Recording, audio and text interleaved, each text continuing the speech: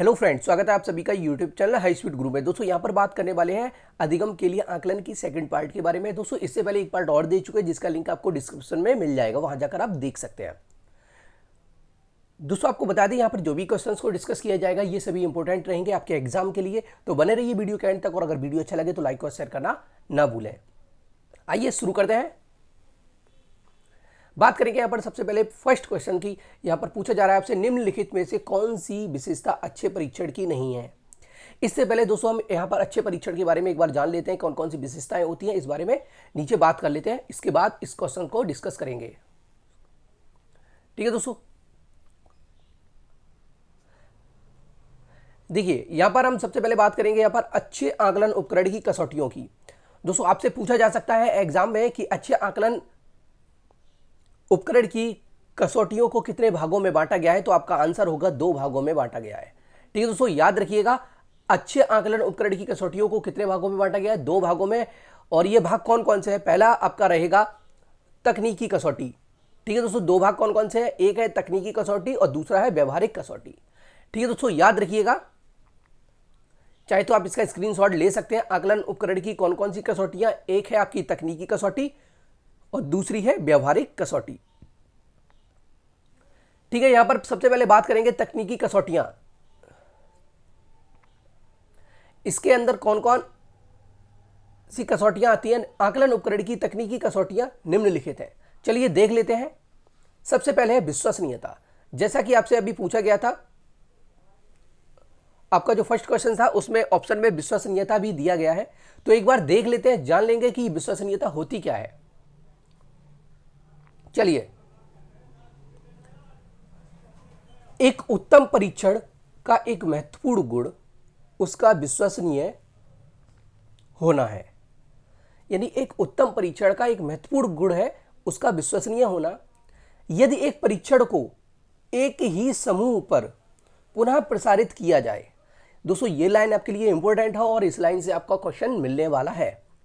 यदि एक परीक्षण को एक ही समूह पर पुनः प्रसारित किया जाए तथा उसके अंकों में कोई अंतर ना हो, यानी एक ही परीक्षण को बार बार किया जाए और उसके अंकों में कोई भी अंतर ना हो, तो वह परीक्षण कैसा कहलाता है? विश्वसनीयता कहलाती है।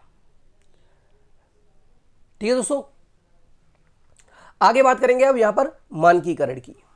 सेकंड पॉइंट है आपका मानकीकरण। देख लेते हैं। मानकीकृत से आशय ऐसे परीक्षण से है जिसमें अनुभवों के आधार पर विषय वस्तु का चुनाव किया गया हो।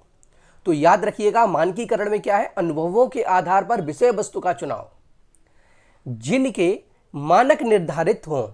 और क्या हो? मानक निर्धारित हों, जिनके प्रशासन तथा फलांकन के समरूप विधियों का प्रयोग किया हो तथा जिनके फलांकन के सापेक्ष एवं वास्तुनिष्ठ विधि का प्रयोग किया गया हो। तो याद रखिएगा, मानकीकरण में क्या होता है? विषय वस्तु का चुनाव किया गया हो, मानक निर्धारित हो, प्रशासन तथा फलांकन में समरूप विधियों का प्रयोग किया हो, जिनके फलांकन में सापेक्ष एवं वस्तुनिष्ठ विधि का प्रयोग किया हो। ठीक है दोस्तों, तो याद रखिएगा मानकीकरण। आप चाहे तो इनका स्क्रीनशॉट ले सकते हैं। आगे बात करते हैं वस्तुनिष्ठता की। एक उत्तम परीक्षण का एक महत्वपूर्ण गुण उसका वस्तुनिष्ठ होना भी है। एक उत्तम परीक्षण का महत्वपूर्ण गुण क्या है? उसका वस्तुनिष्ठ होना भी।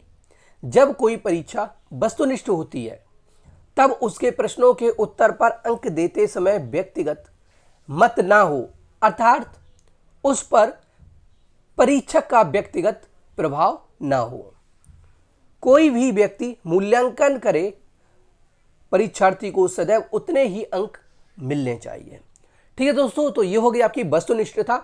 आगे बात करते हैं वैधता की।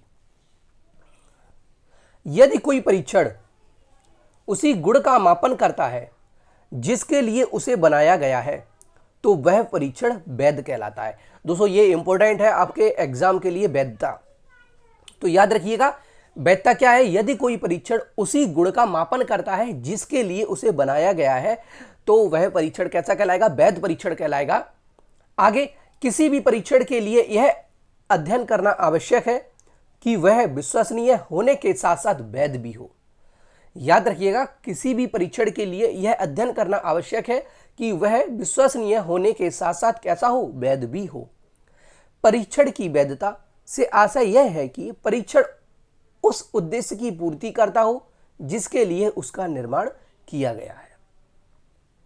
ठीक है दोस्तों, अब आगे बात करेंगे यहां पर विभेदकारिता की।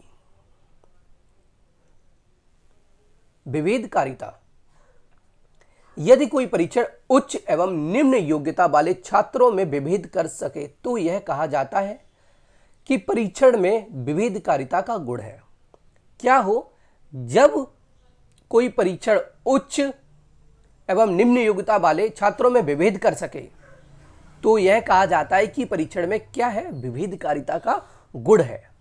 विभेदकारिता से हमारा आशय उस विभेद शक्ति से है जो किसी पहलू के माध्यम से दो वर्गों में अंतर कर सके। ठीक है दोस्तों, अब बात करते हैं यहां पर मानक की। मानक क्या है? मानकों का निर्धारण मानकीकरण प्रक्रिया का एक आवश्यक अंग है। दोस्तों अभी बताया था आपको मानकीकरण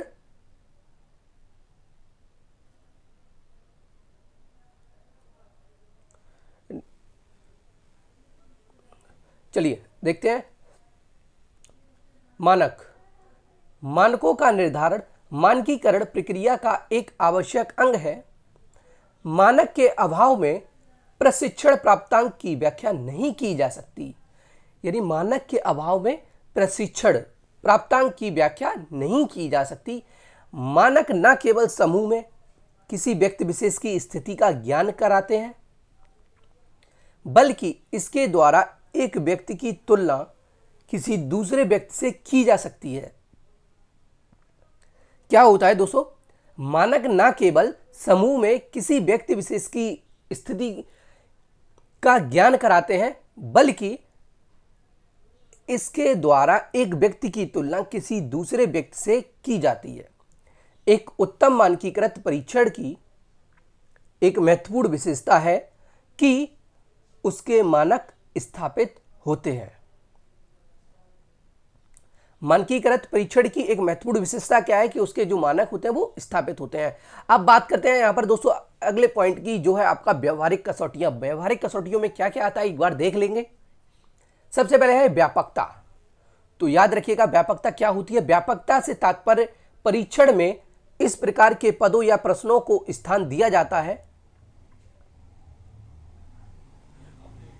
जो उस क्षेत्र में समस्त पहलुओं का मापन कर सकें, अर्थात वह व्यवहार को विस्तृत रूप से प्रदर्शित कर सकें।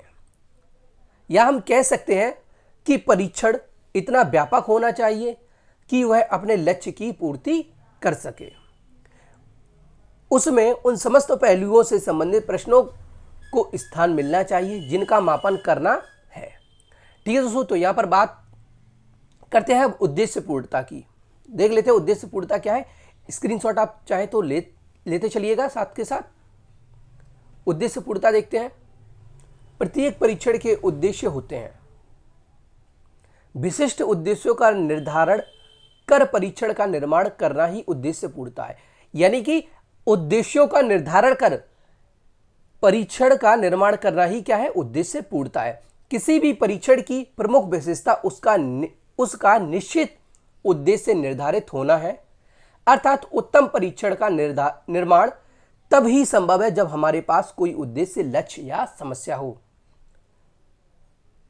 उत्तम परीक्षण हम तभी कर सकते हैं, यानी उत्तम परीक्षण का निर्माण तभी संभव होगा जब हमारे पास कोई उद्देश्य, लक्ष्य या कोई समस्या हो।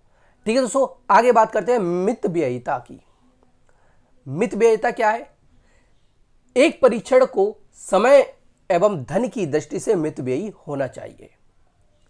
मितव्ययिता की बात की जा रही है तो दोस्तों यहां पर याद रखिएगा कि संक्षेप में एक परीक्षण को समय एवं धन की दृष्टि से मितव्ययी होना चाहिए।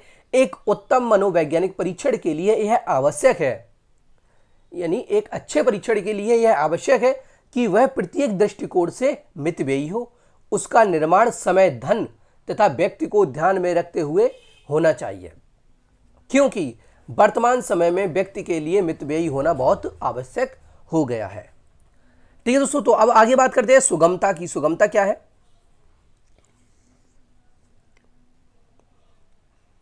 उत्तम परीक्षण की एक महत्वपूर्ण विशेषता यह है कि उसका प्रशासन, फलांकन तथा विवेचना सरल हो। मनोवैज्ञानिकों को ऐसे परीक्षण का निर्माण करना चाहिए जिसका प्रशासन परिस्थितियों के अनुसार हो तथा निर्देश स्पष्ट हो। दोस्तों यहां से आपको जो है क्वेश्चंस देखने को जरूर मिलने वाले हैं और हो सकता है आपके एग्जाम में भी यहां से क्वेश्चन बन जाए, तो आप इन्हें अच्छे से देखिएगा और स्क्रीनशॉट लेते चलिए। आगे बात करते हैं उपयोगिता की। बात करेंगे दोस्तों यहां पर उपयोगिता की। परीक्षण के प्रशासन में सुविधा तथा सरलता हो तभी वह उपयोगी होगा। सुविधा और सरलता हो तभी वह कैसा माना जाएगा? उपयोगी होगा।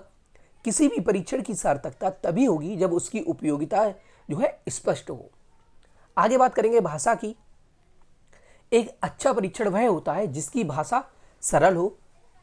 अच्छे परीक्षण की भाषा कैसी होनी चाहिए? सरल होनी चाहिए, तथा हमें यह भी ध्यान में रखना होगा कि ये किस आयु वर्ग के लिए इसका निर्माण किया गया है, उस आयु वर्ग को आसानी से भी समझ में आना चाहिए।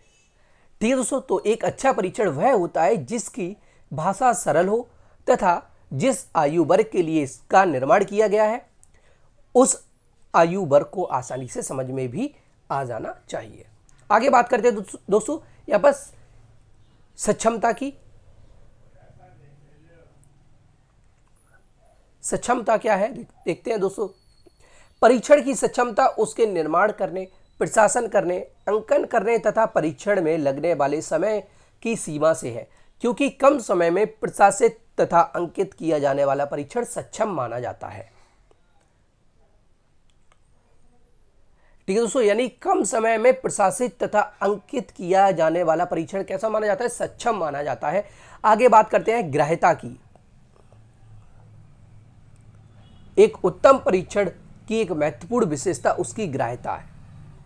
यानी एक उत्तम परीक्षण की महत्वपूर्ण विशेषता क्या है? ग्राह्यता है। ग्राह्यता से आशा है किसी भी परीक्षण का उन व्यक्तियों पर तथा उन परिस्थितियों में सफलतापूर्वक प्रशासन करना जिनको आधार बनाकर उस परीक्षा विशेष की मानकीकरण प्रक्रिया पूरी होती है। एक बार फिर से देख लेंगे। एक उत्तम परीक्षण की एक महत्वपूर्ण विशेषता उसकी ग्राह्यता है। ग्राह्यता से आशय है कि किसी भी परीक्षण का उन व्यक्तियों पर तथा उन परिस्थितियों में सफलतापूर्वक प्रशासन करना जिनको आधार बनाकर उस परीक्षा विशेष की मानकीकरण प्रक्रिया पूरी होती है। ठीक है दोस्तों, तो यहां से आपकी बात हो गई कसौटियों की। दो प्रकार की कसौटियां होती है, कौन कौन सी? एक है आपकी तकनीकी कसौटी और दूसरी है व्यवहारिक कसौटी। ये अच्छे आकलन उपकरण की कसौटियां हैं, तो याद रखिएगा दोस्तों, एग्जाम में आपसे पूछा जा सकता है। अब यहां पर बात करेंगे आपके फर्स्ट क्वेश्चन की। पहला प्रश्न जो है आपके सामने आ चुका है। निम्नलिखित में से कौन सी विशेषता अच्छे परीक्षण की नहीं है? तो दोस्तों अभी आपने पढ़ा है तो आप देखकर आंसर लगा सकते हैं। पहला है आपका वैधता, दूसरा है विश्वसनीयता, सी है व्यापकता और डी है कठिनाई। तो दोस्तों वैधता के बारे में भी हम जान चुके, विश्वसनीयता के बारे में भी जान चुके और व्यापकता के बारे में भी जान चुके। तो यहाँ पर हमारा जो आंसर चला जाएगा वो डी को चला जाएगा, कठिनाई।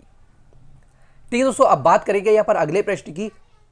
वह परीक्षण जिसको बार बार प्रशासित करने पर समान परिणाम आता है। दोस्तों ये अभी आपको बताया था, बार बार परीक्षण किया जाए और परिणाम जो है हमेशा सेम आए, पहले जैसा ही आए, तो वह परीक्षण कैसा कहलाएगा? वो विश्वसनीय कहलाएगा। तो राइट आंसर चला जाएगा आपका ए को, टिक कर लीजिएगा इसे। आगे बात करते हैं अगले प्रश्न की। निम्नलिखित में से कौन सा पक्ष शैक्षिक उद्देश्यों का शारीरिक क्षमता पर जोर देता है? दोस्तों शैक्षिक उद्देश्य क्या क्या है इस बारे में वीडियो पहले हम बना चुके हैं, लिंक आपको डिस्क्रिप्शन में मिल जाएगा, वहां जाकर आप देख सकते हैं। जो पिछले वीडियो दिए गए हैं उनमें बताया गया है, ब्लूम के सभी उद्देश्यों के बारे में बताया गया है। तो यहां पर पहला है आपका ज्ञानात्मक पक्ष, दूसरा है भावात्मक पक्ष, क्रियात्मक पक्ष और उपरोक्त सभी। तो यहां पर बात की जा रही है शैक्षिक उद्देश्यों की शारीरिक क्षमता पर जोर देना। तो यहां पर राइट आंसर चला जाएगा आपका सी को, क्रियात्मक पक्ष। आगे बात करते हैं अगले प्रश्न की। अगला प्रश्न क्या है? क्रियात्मक पक्ष का विकास किया गया है। क्रियात्मक पक्ष का विकास किया गया, किसके द्वारा किया गया दोस्तों? आंसर चला जाएगा आपका ए को, बीएस ब्लूम द्वारा। आगे बात करते हैं अगले प्रश्न की। व्यक्तिगत त्रुटि किस परीक्षण की कम की जा सकती है उसे बनाकर? ऑप्शन है वस्तुनिष्ठ, बी विश्वसनीय, सी वैध और डी है व्यवहारिक। दोस्तों इसका आंसर आप भी लगा सकते हैं। तो व्यक्तिगत त्रुटि किसी परीक्षण की कब कम की जा सकती है? जब वह कैसा हो? वस्तुनिष्ठ हो। राइट आंसर चला जाएगा आपका ए को, टिक लीजिएगा इसे। आगे बात करते हैं अगले प्रश्न की।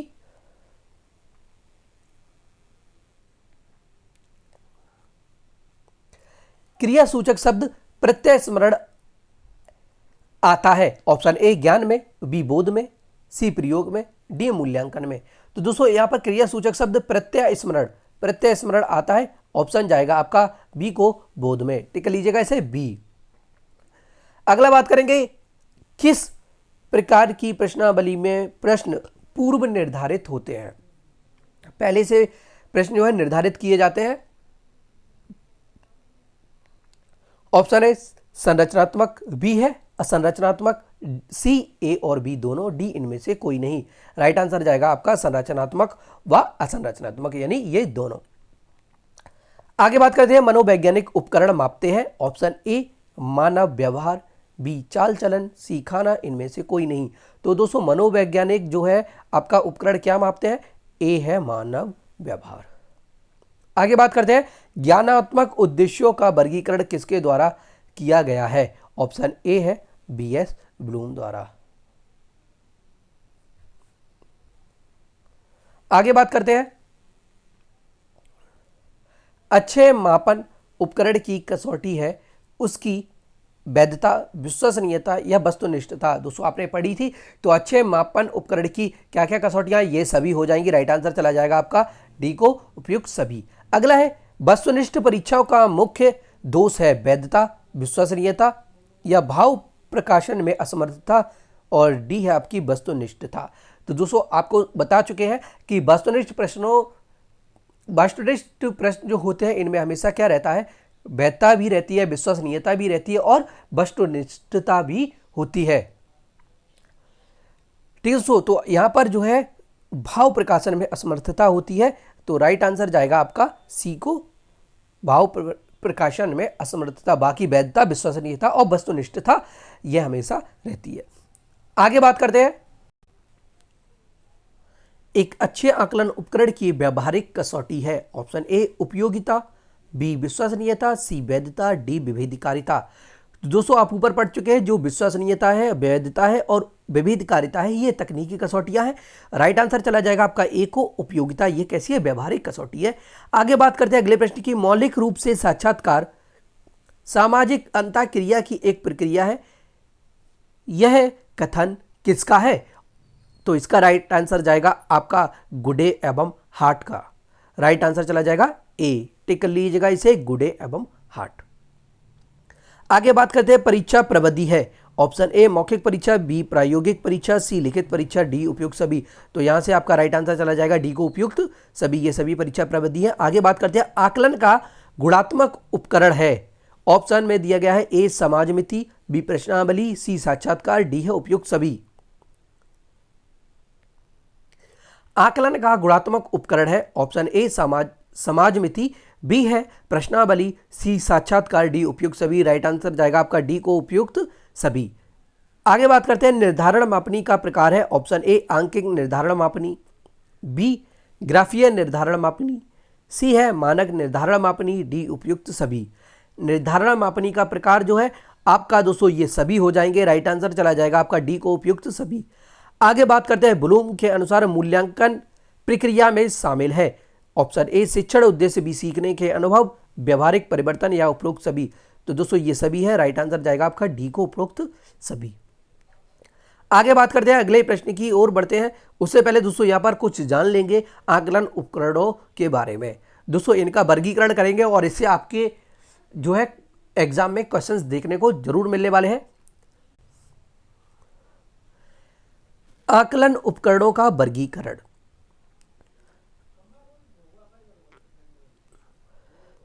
देखिए, परिमाणात्मक तथा गुणात्मक आकलन के अंतर्गत निम्नलिखित उपकरण आते हैं। आपसे अगर पूछा जाए कि आकलन उपकरणों का वर्गीकरण कितने भागों में किया गया, तो आपका आंसर जाएगा 2 भागों में। कौन कौन से? एक है आपका परिमाणात्मक उपकरण, दूसरा है गुणात्मक उपकरण। ठीक है दोस्तों, याद रखिएगा, यहां से आपका प्रश्न जरूर बनेगा एक।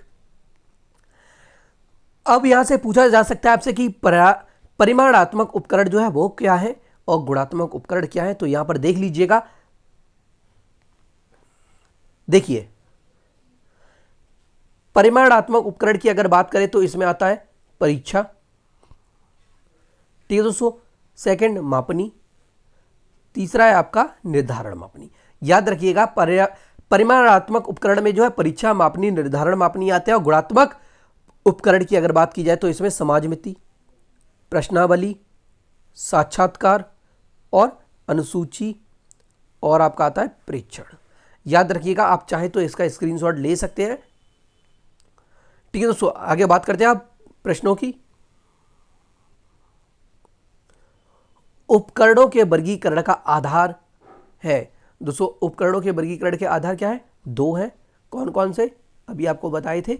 आगे बात करते हैं, परिमाणात्मक उपकरणों में शामिल है, ऑप्शन है ए परीक्षा, बी मापनी, सी निर्धारण मापनी, डी उपरोक्त सभी।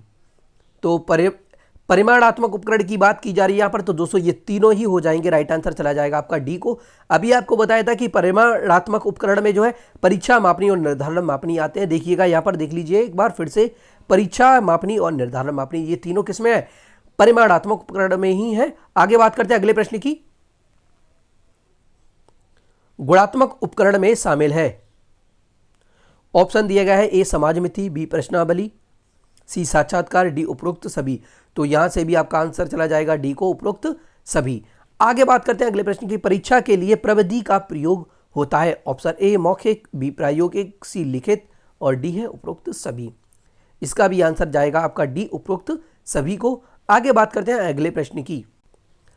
एक मापनी मापन की वह युक्ति है जिसमें उद्दीपक वस्तु की तुलना एक प्रमाणिक सेट से करके अंक या गणितीय मूल्य दिए जाते हैं जो उद्दीपक वस्तु के परिणाम का प्रतिनिधित्व करते हैं। यह कथन है, यह कथन किसका है दोस्तों? ये जो राइट आंसर जाएगा आपका ए को चला जाएगा, इंग्लिश एवं इंग्लिश का। अगले प्रश्न की बात करेंगे, मापनी की उपयोगिता है, ऑप्शन ए वैज्ञानिक परिपक्वता की दृष्टि से, बी है आपका वस्तुनिष्ठ माप की दृष्टि से, गुणात्मक तथ्यों के गणनात्मक तथ्यों में परिवर्तन की दृष्टि से, अगला है डी उपरोक्त सभी। तो मापनी की उपयोगिता की बात की जा रही है, राइट आंसर चला जाएगा आपका डी, उपरोक्त सभी।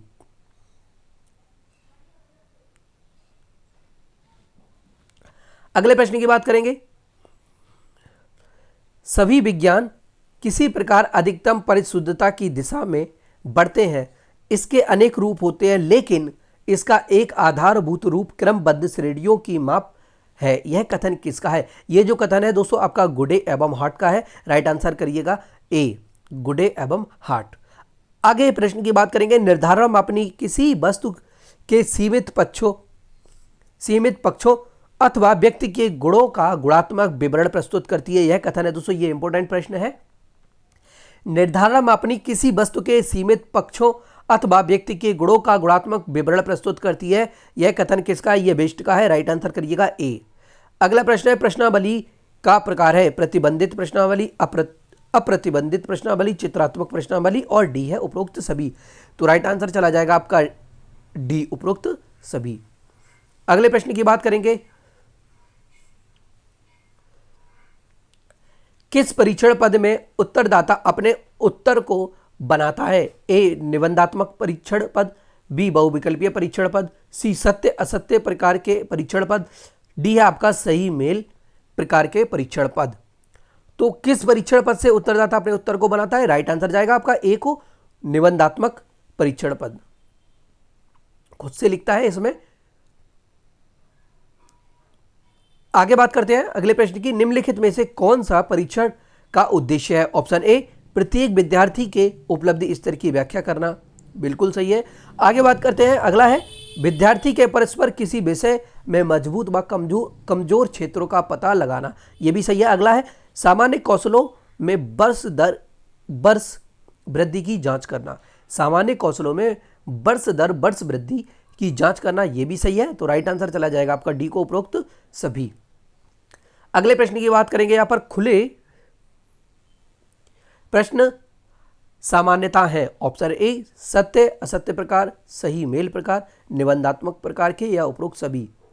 तो दोस्तों यहां पर खुले प्रश्नों की बात की जा रही है, तो खुले प्रश्न होते हैं आपके निबंधात्मक प्रकार के। इसमें कोई बाध्यता नहीं होती है, आप जैसा चाहें वैसा लिख सकते हैं। ठीक है दोस्तों, आगे बात करते हैं भावात्मक पक्ष की। भावात्मक पक्ष का संबंध है दोस्तों, ये जो है आपका ऑप्शन है ए, ज्ञान से, प्रशंसा से, मूल्यांकन से, उपरोक्त में से कोई नहीं। तो दोस्तों यहां से राइट आंसर जाएगा आपका भावात्मक पक्ष की बात है, तो बी को चला जाएगा प्रशंसा से। आगे बात करते हैं, निम्नलिखित में से कौन सा प्रत्यय स्मरण प्रकार के परीक्षण पद का उदाहरण है। ऑप्शन ए रिक्त स्थानों की पूर्ति, बहुविकल्पीय प्रकार के पद, सही मेल पद, उपरोक्त सभी। कौन सा प्रत्यय स्मरण प्रकार के परीक्षण पद का उदाहरण है। राइट आंसर चला जाएगा उपरोक्त सभी को। टिक कर लीजिएगा इसे डी। अगले प्रश्न की बात करेंगे। एक परीक्षण का ब्लूप्रिंट किस आधार पर तैयार किया जाता है। दोस्तों मोस्ट इंपोर्टेंट प्रश्न है ये। किसी भी परीक्षण का ब्लूप्रिंट जो है उसके शैक्षिक उद्देश्यों, विषय वस्तु और प्रश्नों के आधार पर ही तैयार किया जाता है। तो राइट आंसर चला जाएगा आपका डी को उपरोक्त सभी। अगले प्रश्न की बात करेंगे। पद विश्लेषण किया जाता है अच्छे परीक्षण पदों के चयन हेतु, कमजोर पदों को अस्वीकार करने हेतु, सी ए और बी दोनों, उपरोक्त में से कोई नहीं। पद विश्लेषण कब किया जाता है। अच्छे परीक्षण पदों के चयन हेतु। ठीक है, राइट आंसर चला जाएगा आपका ए को, अच्छे परीक्षण पदों के चयन हेतु। अगले प्रश्न की बात करेंगे। यहां पर मापनी की उपयोगिता है वैज्ञानिक परिपक्वता की दृष्टि से, वस्तुनिष्ठ माप की दृष्टि से। अगला है अधिक सूक्ष्मता या निश्चितता की दृष्टि से, डी उपरोक्त सभी। मापनी की उपयोगिता की अगर बात की जा रही तो यहां पर ये सभी सही हो जाएंगे, उपरोक्त सभी हो जाएगा। इससे पहले भी ये ऊपर प्रश्न डिस्कस किया जा चुका है। आगे प्रश्न की बात करेंगे। ये भी दोस्तों आपका हो चुका है, ये रिपीटेड क्वेश्चन है। यहां से देखते हैं दोस्तों, प्राथमिक कक्षाओं में किस मूल्यांकन प्रविधि का प्रयोग किया जाता है। ऑप्शन ए जांच सूची, बी निरीक्षण, सी संचयी आलेख, सी डी है आपका रेटिंग स्केल। तो राइट आंसर जाएगा आपका निरीक्षण। प्राथमिक कक्षाओं में किस मूल्यांकन प्रविधि का प्रयोग किया जाता है, निरीक्षण। अगले प्रश्न की बात करेंगे। प्रश्नावली सूची संबंधित है। ऑप्शन ए परिप्रेक्ष्य आकार से, बी है मनोवैज्ञानिक परीक्षण से, सी साक्षात्कार से। अगला है इनमें से कोई नहीं। प्रश्नावली सूची संबंधित है दोस्तों परिप्रेक्ष्य आकार से। राइट आंसर चला जाएगा आपका ए को। छात्र ड्रिल विधि के आधार पर सीखते हैं। ए पहाड़े, बी गिनती, सी कविता, डी उपयुक्त सभी। तो राइट आंसर जाएगा आपका डी को, ये सभी सीखते हैं। अगले प्रश्न की बात करेंगे। प्रश्नावली होती है 2 प्रकार की, 3 प्रकार की, 4 प्रकार की, 5 प्रकार की। दोस्तों प्रश्नावली जो है आपकी 4 प्रकार की होती है। राइट आंसर जाएगा आपका सी को, टिक कर लीजिएगा इसे। आगे बात करते हैं अगले प्रश्न की। अवलोकन प्रणाली का मूल आधार है। ऑप्शन ए वैज्ञानिक, बी है काल्पनिक और सी है ए और बी दोनों। अवलोकन प्रणाली की बात करें तो ये रहेगा आंसर ए वैज्ञानिक। आगे प्रश्न की बात करेंगे। अशाब्दिक निर्धारण मापनी है।